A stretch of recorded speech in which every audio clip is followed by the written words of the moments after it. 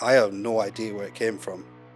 It just something within me knew that I was made for more. I wanted to do more, be more. What you kind of find is people will support you until you end up doing better than what they have or they intend on doing or where they are at. When I was 16, if I looked at you, even when you were 23, I'd have been like, fuck me, I would give me right arm to look like that. And I feel like people need to be aware that it's not always... I'm glad that you've asked that actually, because I've literally just come out of probably about 3 or 4 of the worst weeks of my life. I'm not going to lie. The last sort of 4 weeks have been absolutely horrible. Like January to September, mate, I just went off the rails. And I kind of say that bodybuilding saved me in a way, because 2017 was a pretty dark year, as was 2016 for me. Quite a lot of recreational drugs, going out a lot, mental health completely in the gutter. I don't see what everyone else sees. Body dysmorphia is like a very big thing in bodybuilding, and I think it's something that needs to be taken quite seriously and spoken about, because essentially I don't see what other people see. It's not that I'm insecure, it's not that I'm worried about somebody taking somebody off me or, you know, somebody being better than me. Are you prepared to die for your dreams in this sport? So today we are joined by bodybuilder Joe Richardson. First and foremost, mate, how are you doing? I'm good, mate, I'm good, thanks for having me. I know that you've been trying to get me on this for a long time, but obviously with me being in prep for the last 6 months, our schedules just weren't lining up, so I finally got, you've got me moon face now rather than when I was like Skeletor. Like, what do you prefer? Me personally, I am definitely an off-season bodybuilder. I've said this so much since I've come out of prep, is that I prefer to eat, to lift, like heavy weights, and I feel like when I'm in the off-season, I feel like I'm actually adding to my physique, I'm progressing. Whereas like I feel like a prep's kind of a stepping stone to present what you've grown. Yeah. And then you present it, and then you come out, and then you progress again. So take this back a bit, Joe. How old are you now? 28 now. 28-year-old. 28 years young. And 28. everyone keeps saying, oh, you're near 30. I'm like, don't even know that. Mate, there's nothing wrong. Mate, I'm 33. There's nothing wrong with it, mate. Yeah, but you don't act or look 33 either. But what does that even mean? Like, what does acting 33 mean? In my world, nothing but the stereotype. I get that. Like, I don't like to fit the stereotype. No, I think that's big into bodybuilding, isn't it? I mean, people do this from all different walks of life. Absolutely. What got you into this, mate? If we take it back to kind of your childhood, what was it like growing up as Joe Richardson? So I've always been into sport. Always. If it wasn't sport, physical sport, I've always been competitive. So if it wasn't like a sport, it was gaming. So I always had to have something competitive that I was doing. And I always took that competitiveness. If I'm going to do something, I'm going to do it. Like I've got a very positively addictive personality. So if it was gaming for a long time, whilst I was actually skateboarding alongside it. But where I'm from, skateboarding wasn't really a big thing. And it kind of ran its course when I got to like sort of 15, 16. And at that age, that's when you start to kind of care about how you look. And obviously girls came into the equation, but also I wasn't the biggest lad in school. I've always had quite a small skeleton structure. So where I live at 16, that is when you could join the gym. It was a 16 minimum age. And my dad's always been into not bodybuilding, but like training, more so like strongman. So growing up, I was always watching World's Strongest Man around New Year. Somebody that I really liked on the TV from World's Strongest Man was a guy called Mariusz Pudzianowski. I think he was Polish. So he wasn't like your typical strongman, you know, big belly, just kind of fat and bloated. He was very bodybuilder-esque. He had like abs, massive delts, massive chest, massive quads. And I know that Ian Valliere has actually spoke on this before, that he looked up to Mariusz Pudzianowski when he was kind of growing up. So it's quite a funny contrast and similarity between us. So I was always around my dad training, obviously watching World's Strongest Man. And then at 16, my ego started to kick in. I wanted to look better. I wanted to feel better. So I joined the gym at 16. And then my addictive personality kicked in. And as soon as I got hooked on the gym, I was just all in. I was going home. And this is when the YouTube fitness community started up with the likes of Matt August, Chris Jones. I think Scooby was starting up around then, the Hodge twins. So as soon as I left the gym, I went home, I watched YouTube, right, what's macronutrients, what's if it fits your macros, training styles, training methodologies, that's all. I just got hooked on it straight away. And then from 16 to 23, it was more 7 years of trial and error. I wasn't really trying it to be anything or be anyone or compete. It was just for the love of it. I just love training, learning things. And then at 23 is when I got my first bodybuilding coach. And I had aspirations to compete in the back of my mind, but it wasn't a real thing. It wasn't like, right, I'm going to compete. And he was like, you've got what it takes structurally, genetically to compete. So I was like, right. And then next thing I know, I joined him in the September of 2017. And then by the September of 2018, I was on stage.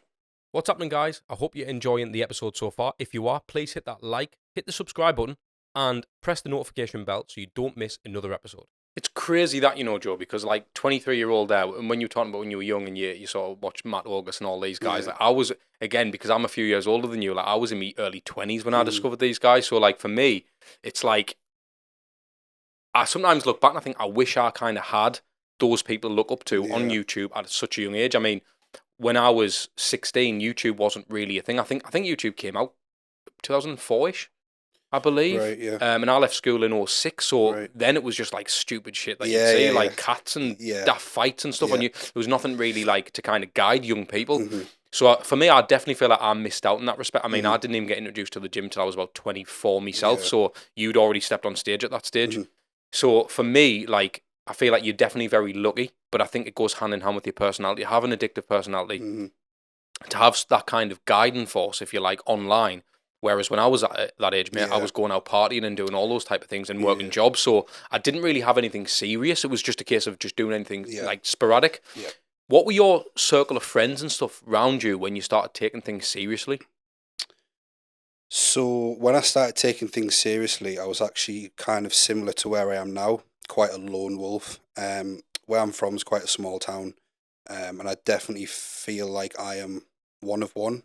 There wasn't anybody similar to me with my mindset or aspirations or, you know, wants to go far. I always knew, I love the term made for more. I always knew I was made for more, but what that more wasn't really sure. I just knew that I wasn't made for this small market town. There was something in me that I knew needed to be almost unlocked. And I was kind of, like I say, one of one. And I think as you gradually go through life, you find yourself kind of almost dropping off the dead wood of those people around you that don't really align with where you're trying to, you know, head to. Yeah, of course. So at the time, like when I was 23, when I started getting into that, I was very much a lone wolf. And a lot of my friends, more so like associates, were online. That's where I think like the social media really came into play for me and helped me a lot, because a lot of people that could relate to me were online, but from around the country and even around the world. So locally, I think I was very, very much on my own. And that is where I started to realize, right, I need to start branching out. Like, I need to start training at different gyms. I need to start networking. I need to start mingling with this environment that's going to take me up another notch, because right now, locally, it's not. It'll just keep me stagnant.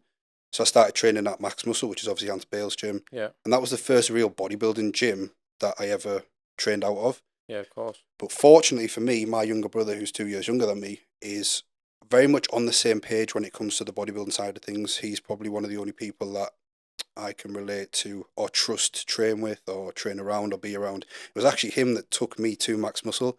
He was like, "Oh, have you heard of Ant Bale?" I was like, "I have no idea who that is." He was like, "Right, let's go and train there." And he's 2 years younger than me, and he has no aspirations to really compete. But, you know, we went up there, trained there. Luckily that day, Ant was actually training in the gym. He was training with, I believe, Wendy and somebody else, can't remember who, but the gym atmosphere on that day just happened to be absolutely wild.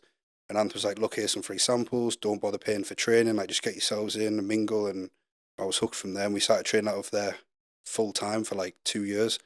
And that's in Hetton, which for me is about 50-minute drive. Yeah. But for me, that 50-minute drive was totally worth it, because it was going to take me up that level that I needed to go up in order to achieve what I wanted to achieve. I think that's, again, and I've talked about this on many podcasts, like I feel like bodybuilders are more like entrepreneurs. And when I say that, your thirst for wanting to grow and network and go around the country and visit these different gyms and build your own community as well as integrate with other communities, where the hell does that come from? Because I know you mentioned your brother there. Obviously, I've seen him in the gym, and he trains hard, man. And it's like, it's almost like, where does that come from? It's got to be parent-led, surely, because if you and your brother are the same way, and you kind of are similar, and obviously you train, yet he's not necessarily in the competitive nature of the sport, but he still trains as hard as anyone else who I know. So when I look at that, I think that's surely got to come from within. It's got to surely come from the family. Would you agree with that?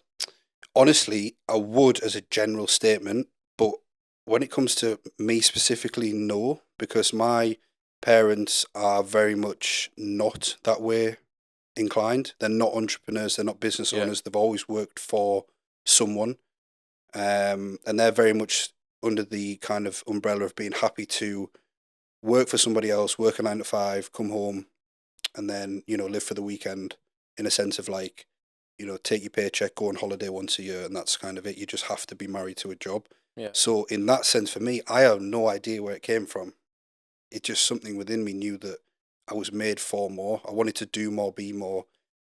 I almost didn't want to be like everybody else, which ironically nowadays is kind of everybody's into bodybuilding. It feels like, but at the time it was like, especially from where I came from, it was one of one. But it only feels that way because you're in it. Yeah, probably. And it's what your eyes are open to. It's like if you buy a brand new BM, everyone's got a BM. It's because it's what you That's see, very isn't it? true. It's like you open up your mind to what other people are doing. Yeah, and as well, I guess, especially nowadays, I sound old saying nowadays, but we create our own world. Yeah. We actually structure our own world through social media because we don't realize how much time we spend on there. But even away from social media, we kind of create our own environments. So, like, obviously going a little bit off topic, when I went to Norway to travel, I was in Manchester Airport for the first time in maybe a couple of years I've been to an airport.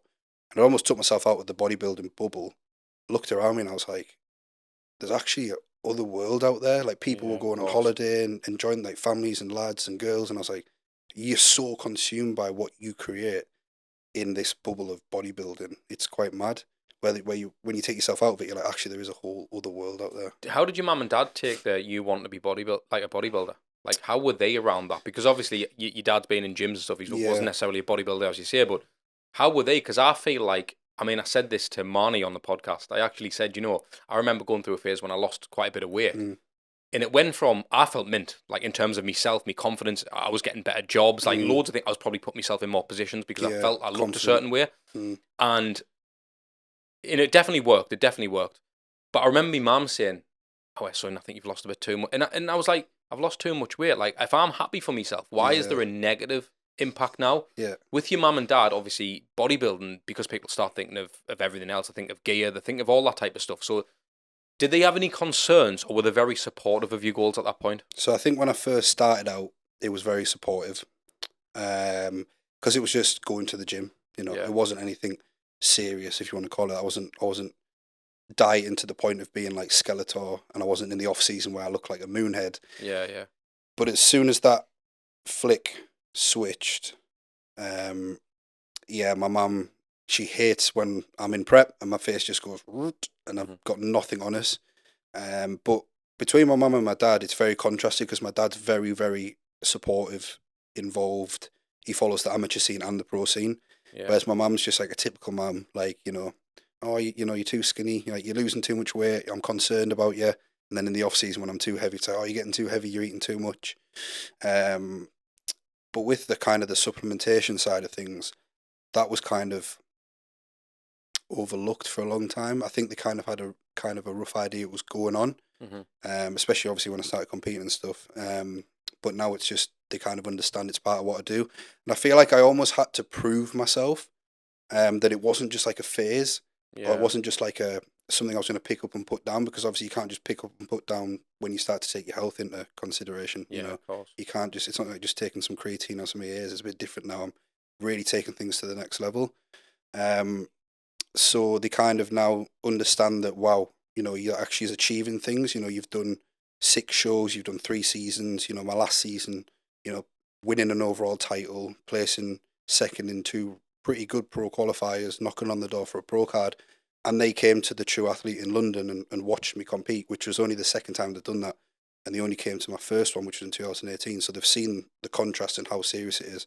And especially with my dad being so kind of aware of what goes on in bodybuilding and following the scene, he knows that I've got a good following, I've got backing, people, support me and stuff. It's not just something I want to pick up and put down. Do you feel like you need that, Joe? Do you feel like you need that support from your parents, your family, people around you? Because I know you mentioned that you're a lone wolf. Do you feel like you can do this alone, or do you feel like it's important to have that support network? Support network, 100%. I think is I'm not going to say needed, but I think if you've got it, it's going to carry you a lot further than being on your own. Now, with that being said, that support network doesn't need to be tens and tens of people. It can be a handful of people. But I'd rather have a handful of people that I know are true to me and they'll tell me where I'm going wrong and where I'm going right, rather than 20 people that are just yes men blowing smoke saying, oh, you're going to go far, you're going to turn pro. So, yes, I do think the right support network is key to taking you to where you need to be. So through your late teens, right, going into your 20s and stuff, how do you avoid the nights out, the drinking with the lads, the going out on the pull? How do you avoid all that? Or is it something you try to, have as part of your life? Because you can't, there's no place for that in bodybuilding. So how do you, as a young lad, the temptations have got to be there, surely. Yeah. How have you managed to, obviously being a good looking lad in unbelievable shape, like at the pinnacle is what most women would want. How do you avoid that? I didn't. Did you not? No, well, so obviously I kind of got out of my system early. Mm-hmm. So 18, 19 was when I was kind of a bit more of a loose cannon. I was going out like every weekend. I was going to festivals. I was going to raves. And then I kind of locked it down from sort of 20 to 22. Mm-hmm. Kind of just, it served its time and it kind of went away. And I just didn't really go out as much. I went out every now and again. But I definitely think you can kind of juggle every now and again with bodybuilding. It's not hard. Yeah. Especially at the time I wasn't competing as well. I was just training. And then in 2017, at the start of 2017 to, like I say, till September, like January to September, mate, I just went off the rails. And I kind of say that bodybuilding saved me in a way, because 2017 was a pretty dark year, as was 2016 for me. Quite a lot of recreational drugs, going out a lot. Mental health completely in the gutter, and then that's when someone suggested my first bodybuilding coach in 2017, and then literally went straight back on the bodybuilding bandwagon. And I would say bodybuilding pretty much did save me from that point.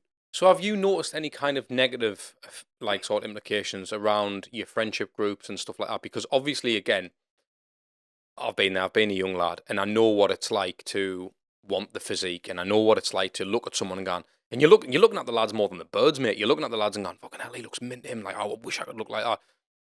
It's surely going to strike up a lot of envy or jealousy with people around you. Did you ever experience that? Like surely out of all your friends, I mean, you're on the road for your pro card now, so it only goes to show what kind of physique you've had over the years, albeit some years may have been worse than others, but you've still been better than, you're still in this top percentile of people who look a certain way, aesthetically pleasing, if you like.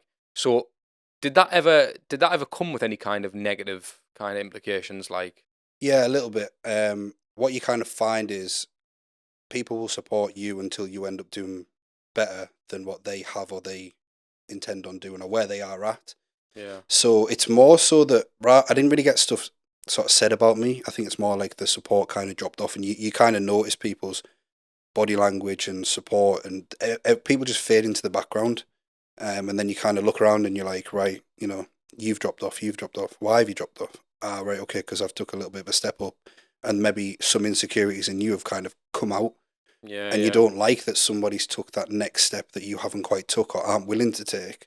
So they've kind of took a little bit of a step back. But do you know why though? Because people want to see you win, mate, but they don't want to see you win too much. Exactly. And that's so true. Yeah. That is so true, that, mate. Like, I feel like people will give you all the support, but when they realise, actually, shit, his physique is probably unachievable to myself now because I'm not willing. Not because they're not genetically gifted or anything like that, any of that bullshit. Yeah.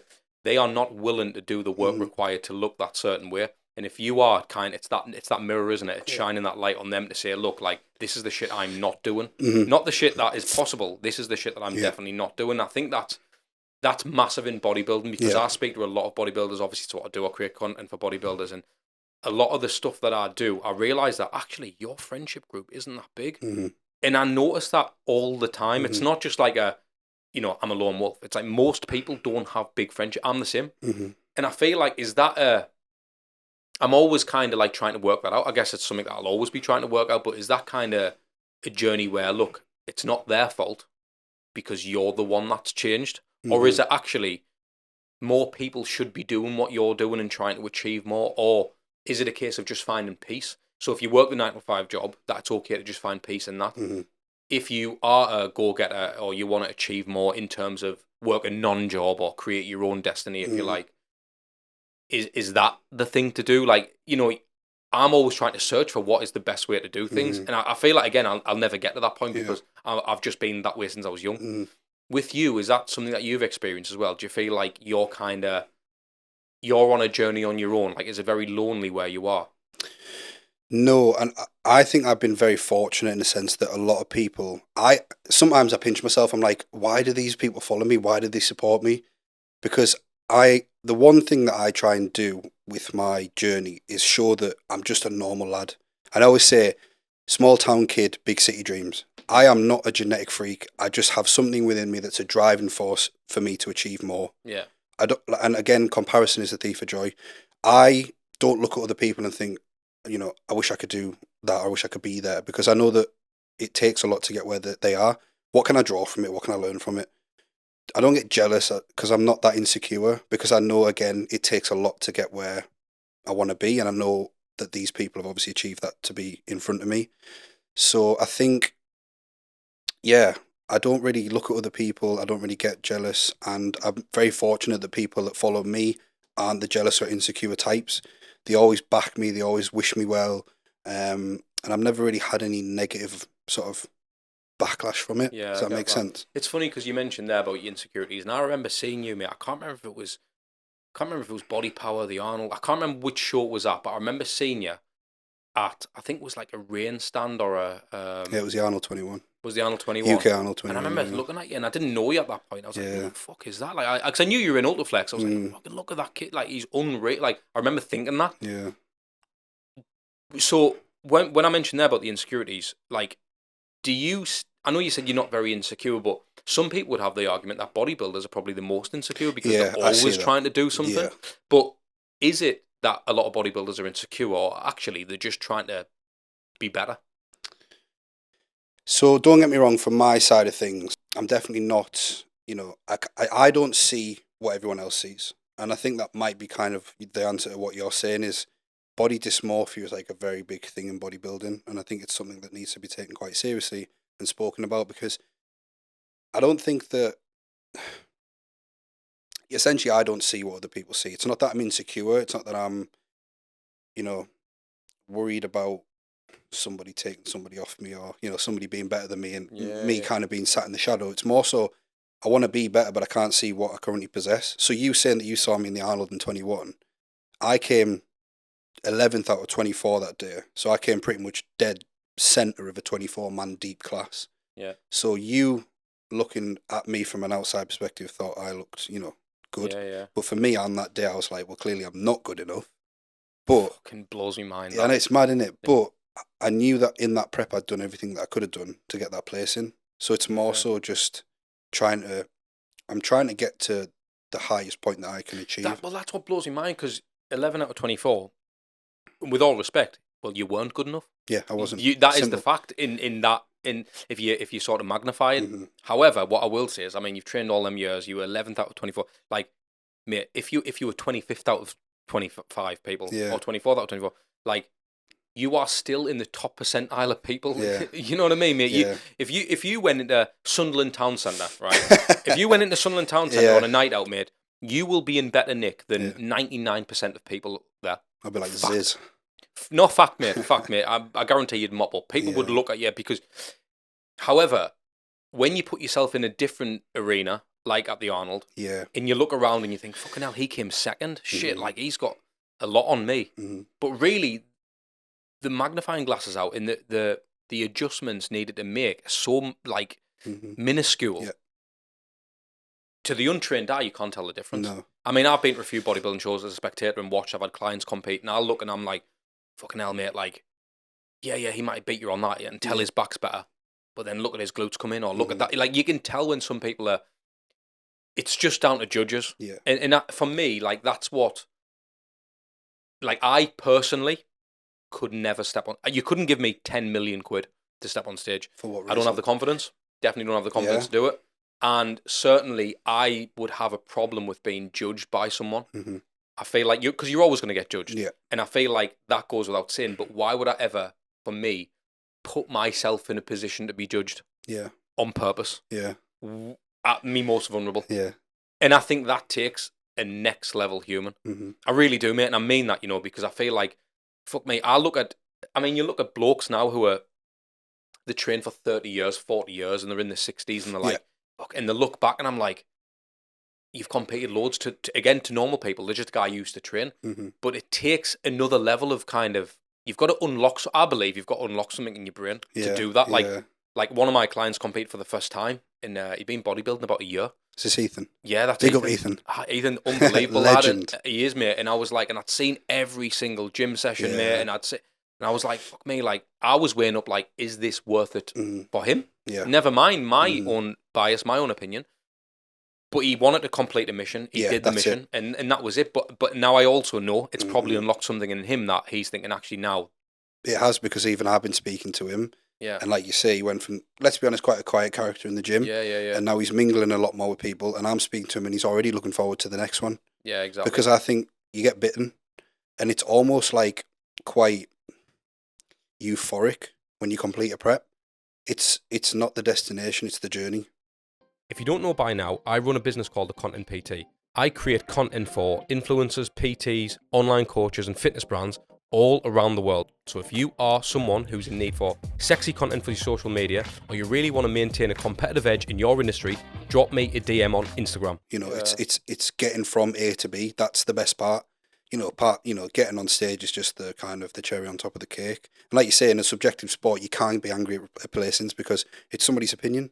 Yeah. You know, if you know that you've done everything that you can up until that moment, it's in God's hands at that point. Like you can't force a place. And does it dishearten you though if you place after someone you believe in your mind you were better than? Yes, 100%. I think if you say that it doesn't, I think you're lying or you don't take it as passionately as somebody else. Because James Hollinshead spoke on this, and he said, like, if you don't get upset at a placing, like you either don't want it bad enough, or you're just not really in it for the reasons that other people are. Of course, it's disheartening because you put in 20-25 weeks of prep, grinding. Like, I know in the grand scheme of things, it's a proper first world problem because, you're in a heated gym using an electrical Stairmaster and you get to choose to be hungry, but you put all that effort in to fall short on a day.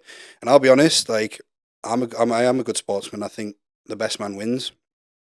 But on reflection, I think, I've seen my placings this season and you could argue that it could have gone either way. But that's just, you kind of have to sit down and say, this is what I'm in. This is what I'm participating in. You mentioned the journey there, Joe.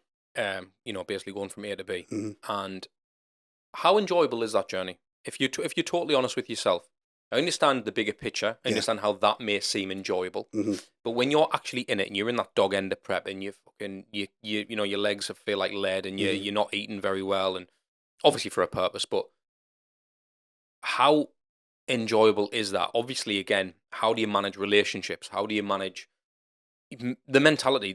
How do you manage all that stuff when you're actually in that? Yeah, I think on the day-to-day, it's hard. Like, don't get me wrong, it is unenjoyable, and I'll put that in quotations because, at the end of the day, again, it's a choice. But the enjoyment comes from when you get to the end of the day and you think, I've cracked that day off. That was a hard day. Or you look at the Stairmaster and you're like, I really do not want to do this 35, 45, 55.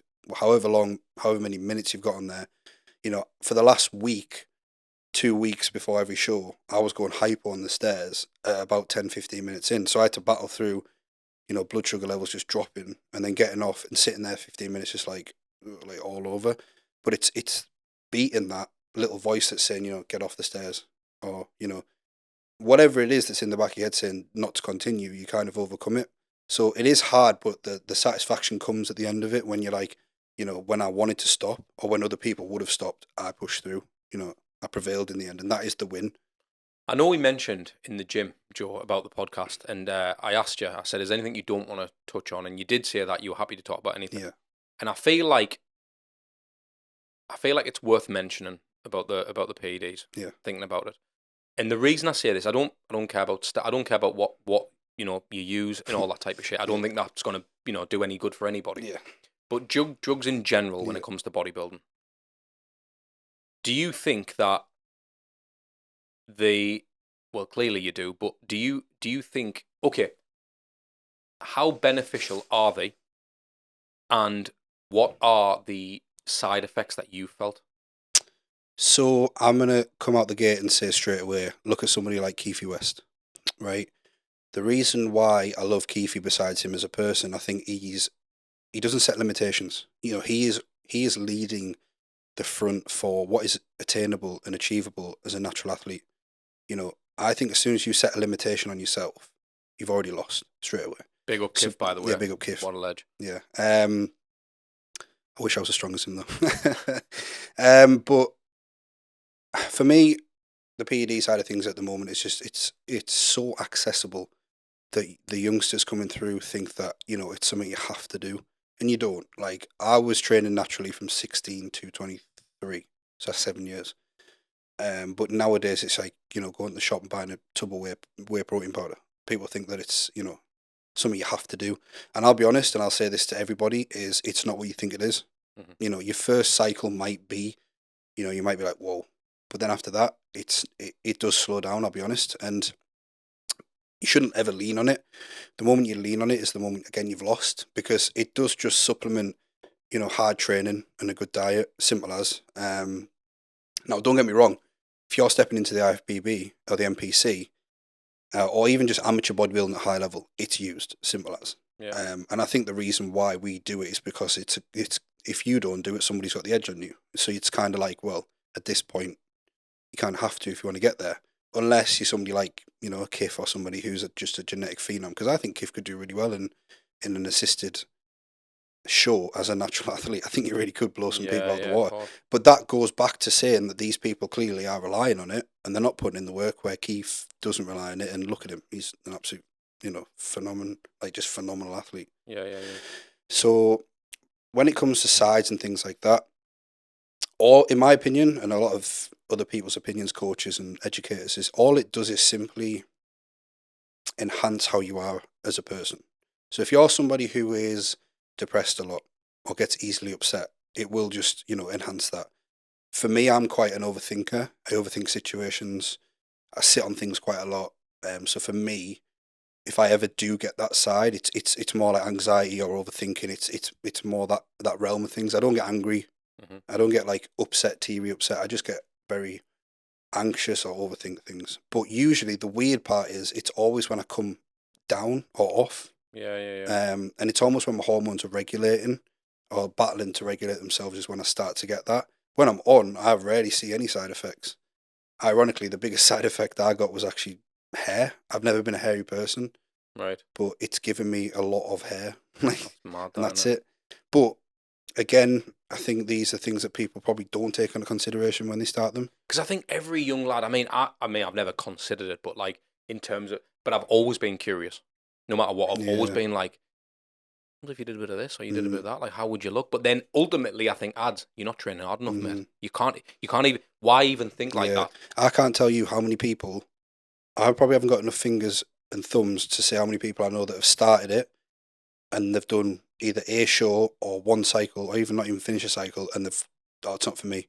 I'm like, that was a real big jump to take to do that quick. You've got to really sit down and analyse. You know, how was that conversation then with your parents, or did you kind of do it on the slide? I didn't have it. I like literally. So for the first sort of 18 to 24 months, I just did it. And my mates at the time were like, "You really think your parents don't know? You've gone from like this to this." And obviously, again, going back, I didn't see what I looked like. You know, I just thought I was still this like skinny 16-year-old kid. And they were like, "Come on, man, it's mad, come on." They obviously know, and I'm like, they haven't said anything, but. It got to the point where I think they just realised that it's what I'm doing and it's not a phase. And then I actually ended up having a conversation with my dad because he obviously is, you know, in his 50s. His testosterone is naturally declining anyway. So he said to me, "Look, I need some help with keeping me healthy.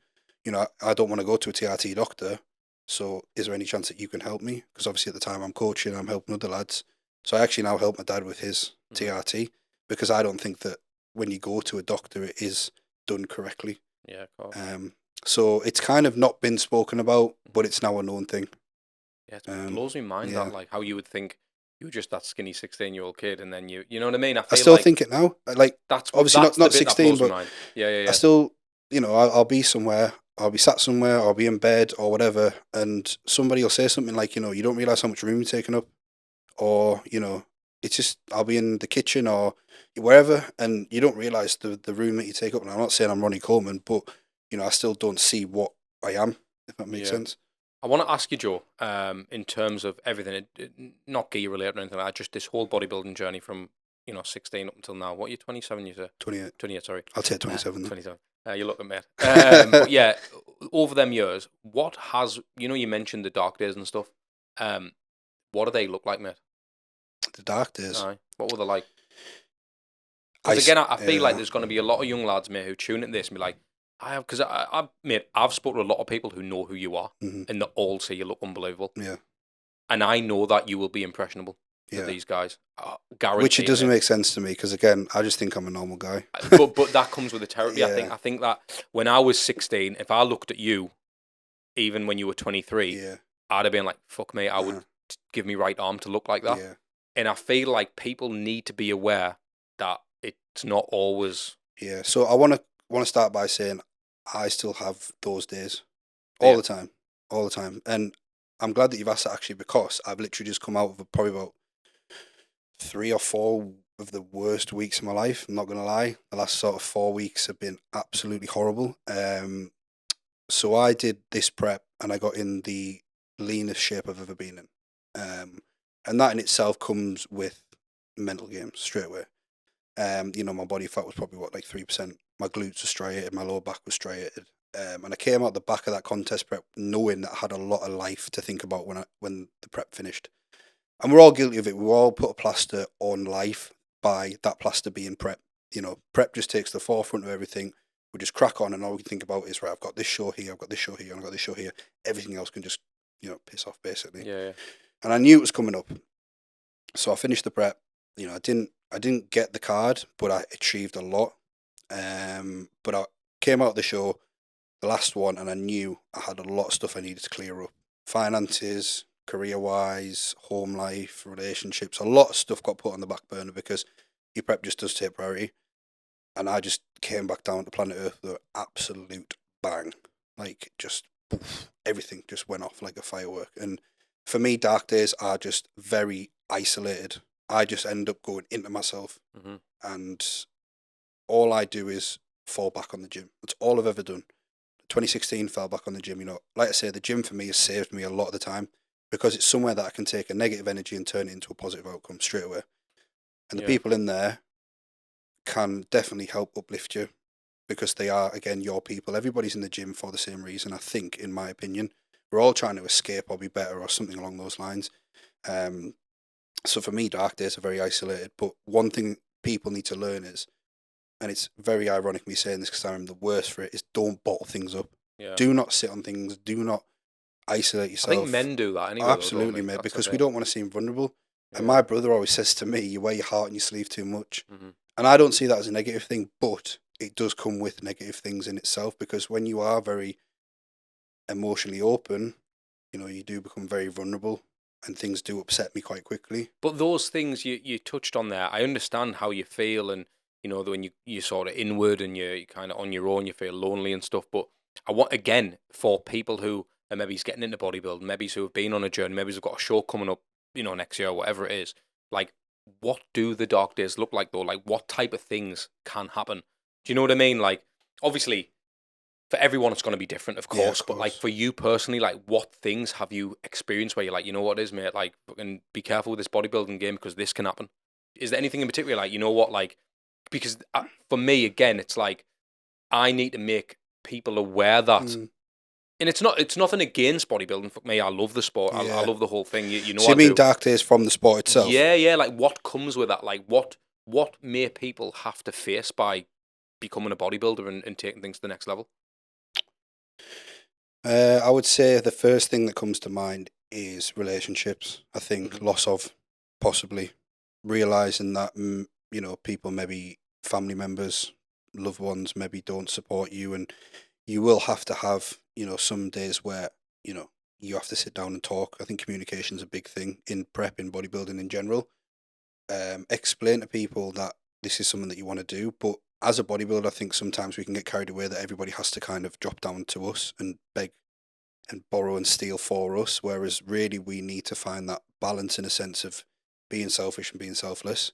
Yeah. But I think relationships is probably a big one in that sense. If that's where you're going with that. Yeah, of course. It's just because, like, for me, like, I know that a lot of people will go through a certain journey, and you hear it all the time in other sports, like whether it's a boxer. For instance, in boxing, predominantly a lot of people come from poverty. They come from these backgrounds, and then when a lot of people waste a lot of money because they never had it and stuff like that. But then they sacrifice in relationships, as you say, because it's a very selfish thing. Yeah. Because you're training for that long. Mm-hmm. The world, realistically, to optimally perform for the stage, you need the world to bend around you. Yeah, you do need to bend, like you said. Your world has to revolve around the sport. There is no way around it. It is a lifestyle at the end of the day. You know, I think the nutrition side of things goes on the back burner, but it's funny this, you know, I was talking about my old job when I worked in pharmaceutical, and that worked around my training. Do you know what I mean? Isn't that mad? Everything revolves around the training. You know, if I need to be somewhere, I'll make sure that if it's going to happen, it happens with enough time for me to get from A to B, be at the gym, eat a meal, whatever it is, because that ultimately is the priority, and it has to be. Yeah. Now that comes back to balance. Is that why you were late today? Pulled over for a meal? I actually did, you know. Did you know when you rang us, I actually did. Thought you would have. Yeah. That's all good. But there's a reason why I asked for it to be early as well. Of course. You know, 100%. If I was late and stuff. But when it comes to something like balance, I think everybody has their own version of balance. People say, you know, balance doesn't exist in bodybuilding. Balance does exist in bodybuilding, but it's individual. You know, one person's balance isn't somebody else's balance, because somebody's balance might be literally eat, sleep, breathe, bodybuilding. I don't care about anybody else. That's their version of balance, to be their best version of themselves. Whereas somebody else's balance might be to go out and eat at McDonald's twice a week, because, you know, in order for them to be the best bodybuilder, they need to have that two off-plan meals a week to escape and feel somewhat normal. Mate, I'm so pleased you said that about balance, mate, because... Don't get me started on it. I can talk on it for fucking hell, well, let's do it. Mate, see, right, so with a balance thing, work-life balance, I get told by people around me all the time, I'm a workaholic, you work too much. Choose your balance, because for me, right, because I work too much, it's because I enjoy what I do. Yeah, but look where it's got you. Balance to you, if you say ads, you need to have a work-life balance. You're basically telling me to do less of the thing I love doing. Mm-hmm.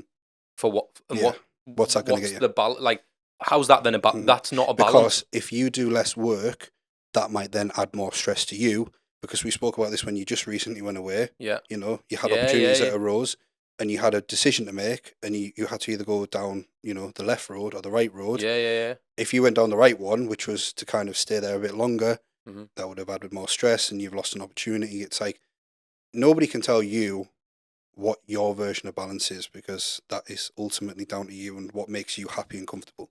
So like you said with the work, like, oh, you need more balance, you need to do less work. That's going to cause you more stress, because you know that, okay, if I take a bit more time off work, that means I've now got a backlog of edits to get out. Yeah. Or I've got a big shoot here that could have happened with a big company, but I've had to say no because I need more life balance, because that's what everyone's telling me to do. But that then doesn't create more positive balance for you.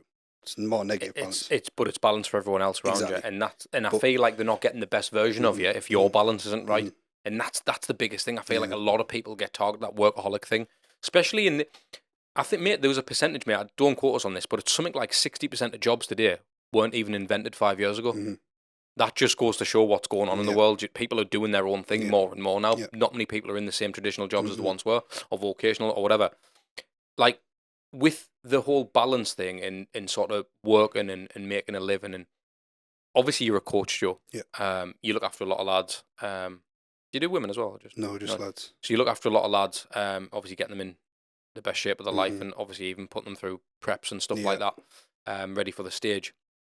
What is some of the things that you find with what people struggle with most and why they come to you? Is it literally just, I want to look good on a beach, or is it, look, Joe, like, I'm willing to make all the sacrifices necessary, but I want you to take me from A to B?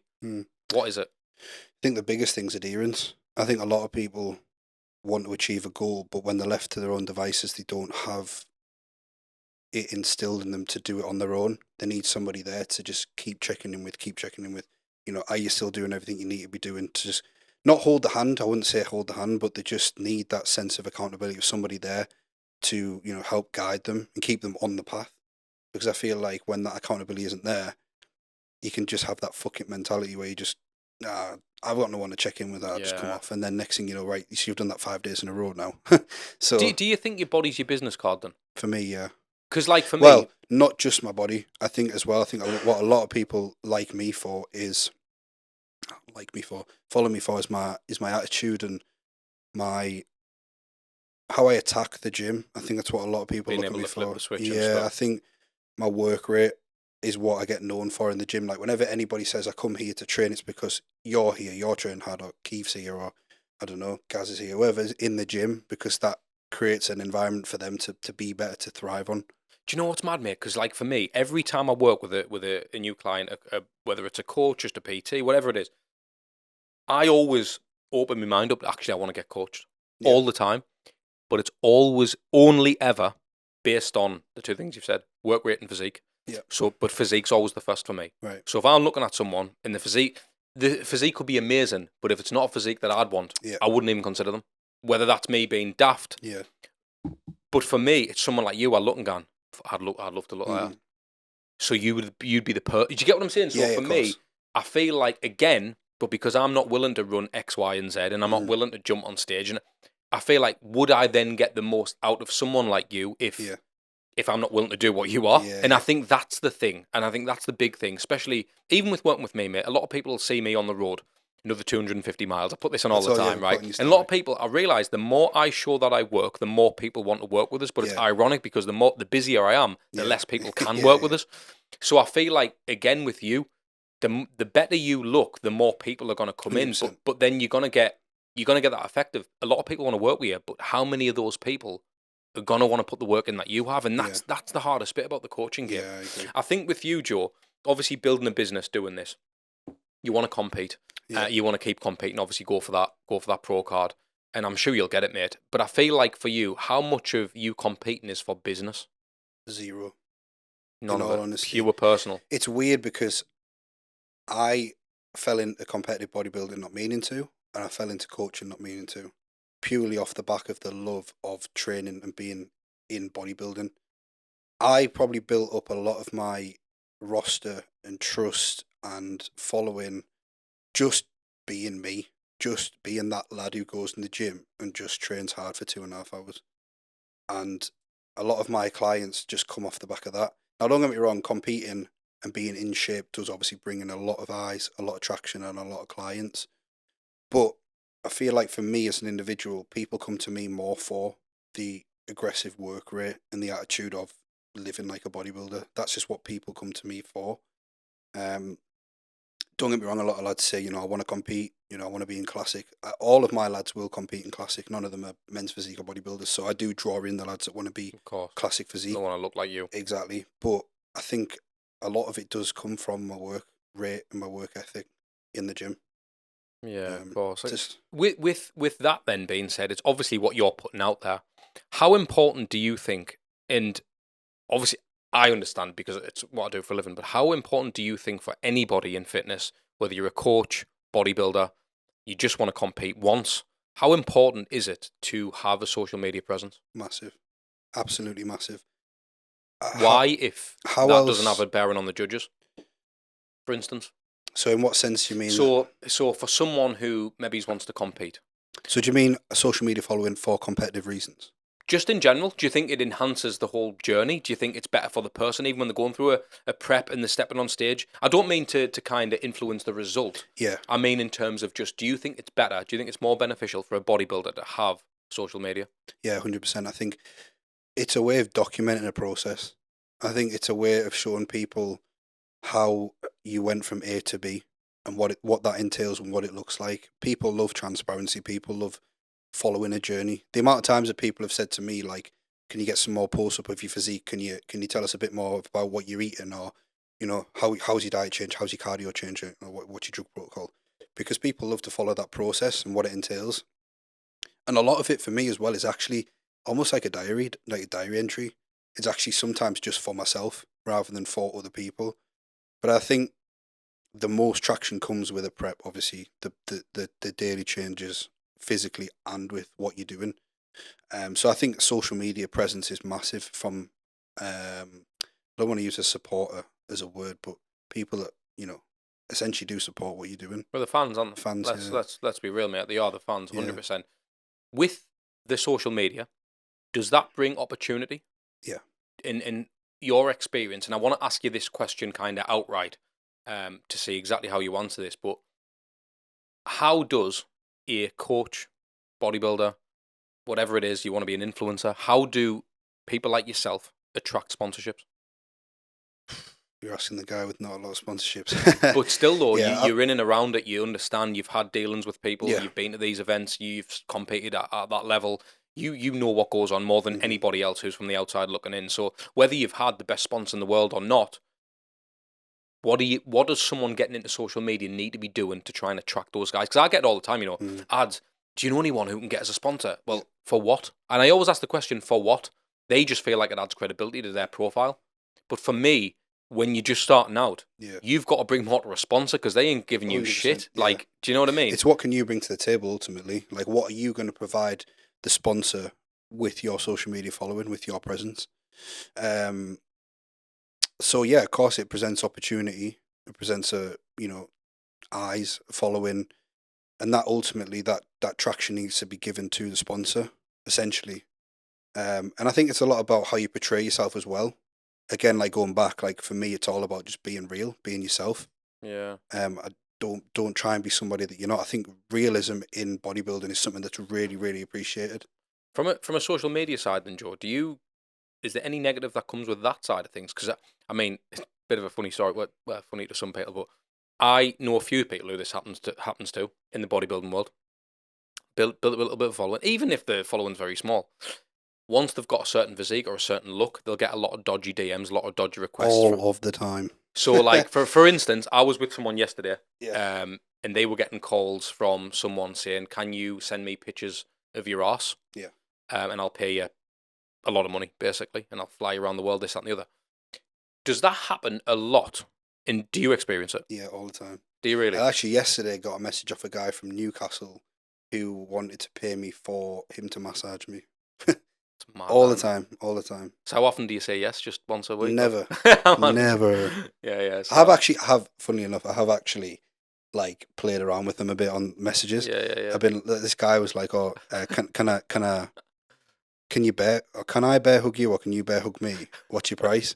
And I was like, "Oh, like I put it like right in the thousands." And he was like, "I said I'm at Ultraflex Durham these days. Come down, I'll do it." And he was like, "No, I need you to come to this hotel room." I thought, "Fuck that! I don't know who the fuck's gonna be there." Okay, It's so funny, man. That's absolutely mental. What is the best thing about bodybuilding? In fact, let me rephrase that. What is the best thing about being Joe Richardson? Oh, I have no idea how to answer that one. For me, if going back to the bodybuilding one, self-progression, I think ultimately, I think knowing that I'm investing in myself to be a better version of me.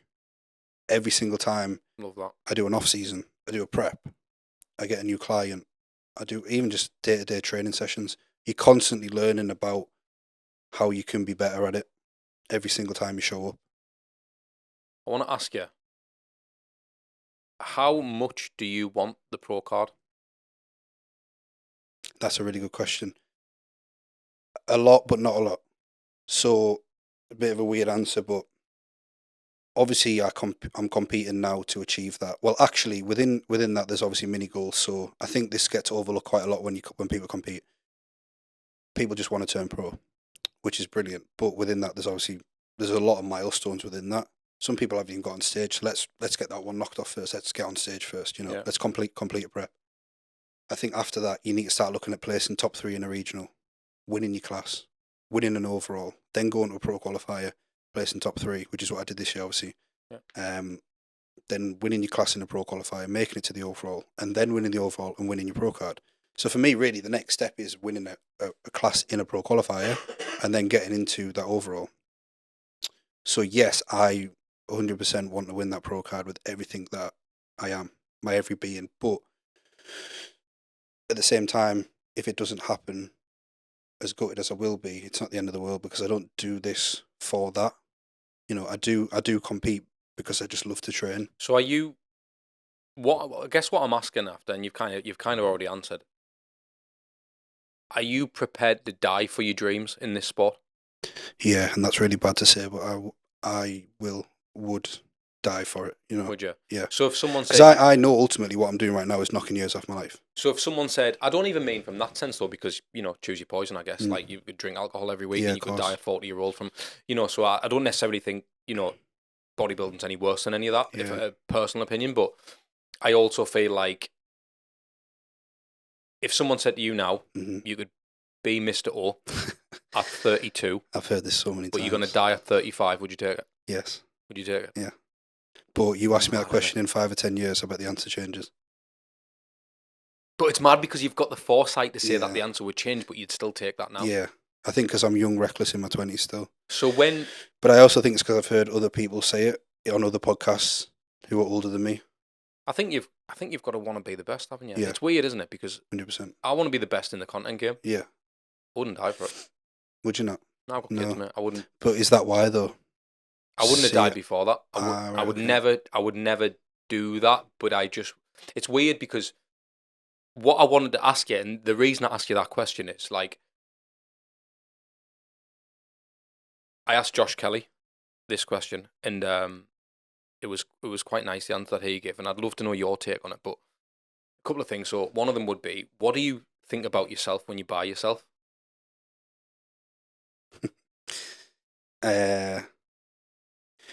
Inspirational, motivational, but I don't put myself on a pedestal. Would you?